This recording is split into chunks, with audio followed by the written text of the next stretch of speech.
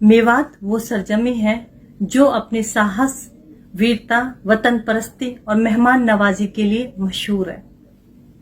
सदियों से सौहार्द, कौमी एकता, भाईचारा और गंगा जमनी तहजीब की मिसाल रहा, लेकिन पिछले कुछ दिनों से चंद सौहार्द बिगाड़ने वाले पत्रकार, मीडिया वाले, भाईचारा बिगाड़ने वाले असामाजिक तत्व हमारे सदियों से चले आ रहे सामाजिक ताने बाने को बिगाड़ने की नापाक कोशिश कर रहे हैं। शायद वो मेवात के इतिहास को नहीं जानते। यह हसन खां मेवाती का मेवात है, जिन्होंने हिंदू राजा राणा सांगा के साथ मिलकर मुगल बादशाह बाबर की फौज के साथ लड़ाई लड़ी।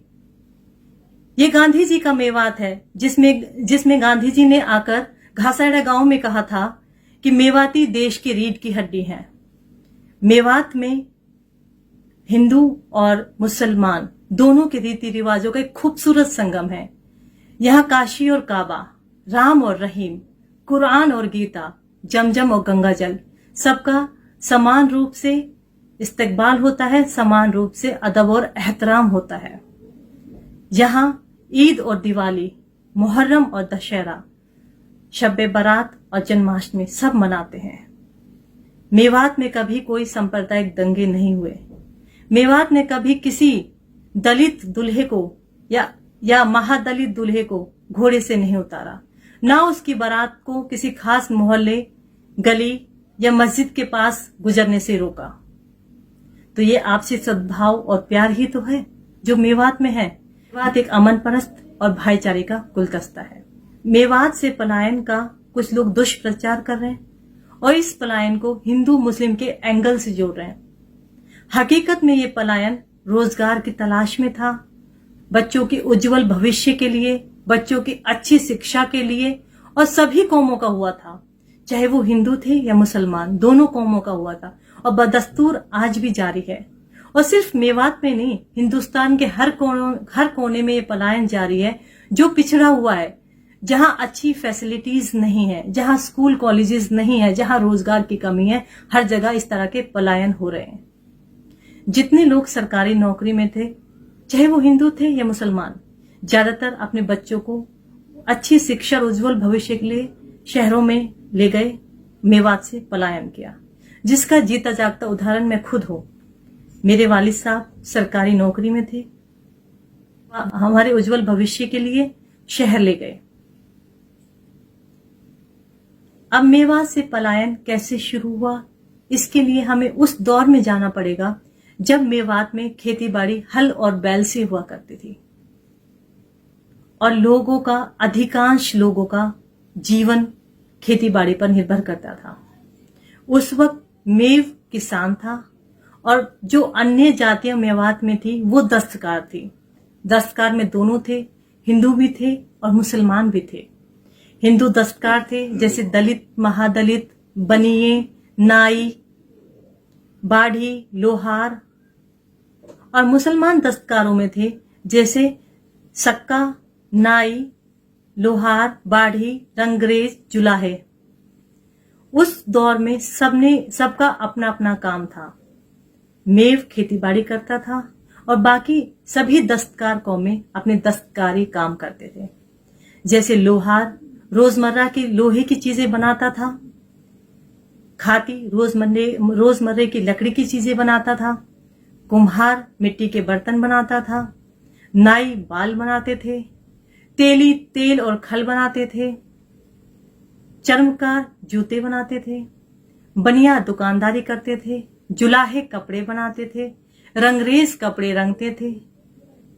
फिर हमारे देश में विज्ञान की तरक्की हुई और विज्ञान की इतनी तरक्की हुई कि वो गांव देहात तक पहुंचा और इसी विज्ञान की तरक्की में ये सारे दस्तकार भेंट चढ़ गए। विज्ञान ने ट्रैक्टर दिया जिससे हल बैल खत्म हुए और गांवों में लोहार और खाती बेरोजगार हुए। विज्ञान ने फ्रिज दिया, गांवों में कुम्हार बेरोजगार हुए। फैक्ट्रियों में कपड़े बनने लग गए, गांवों के जुलाहे और रंगरेज बेरोजगार होने लग गए। जूते फैक्ट्रियों में बनने लग गए, चर्मकार बेरोजगार हुए। घर घर नल पहुंचा, जो शक का पानी भरते थे घरों में, वो बेरोजगार हुए।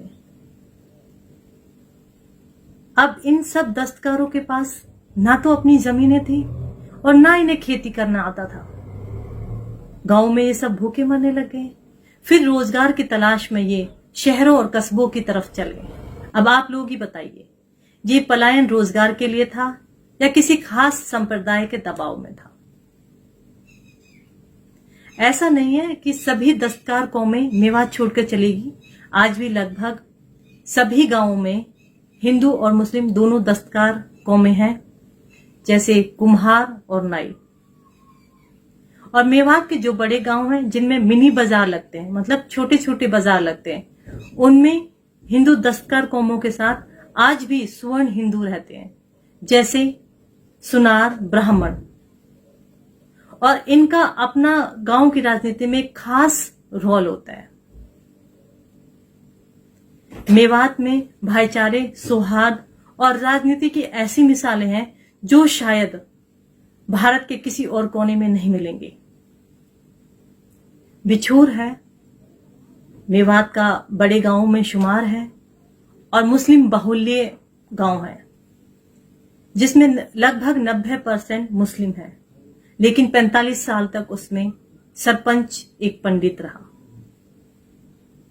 साठावाड़ी गांव है, उसमें एक ही ब्राह्मण का परिवार है और वो ही ब्राह्मण आज सरपंच है।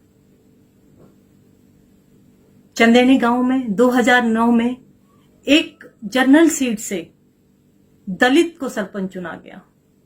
ऐसे दलित का सम्मान, इस तरह का सम्मान जो मेवात करती है, शायद भारत में किसी और कोने में नहीं होता।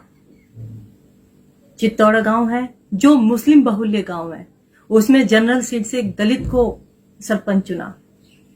सेव का गांव है जो मुस्लिम बहुल्य गांव है, उसमें एक पंडित को सरपंच चुना।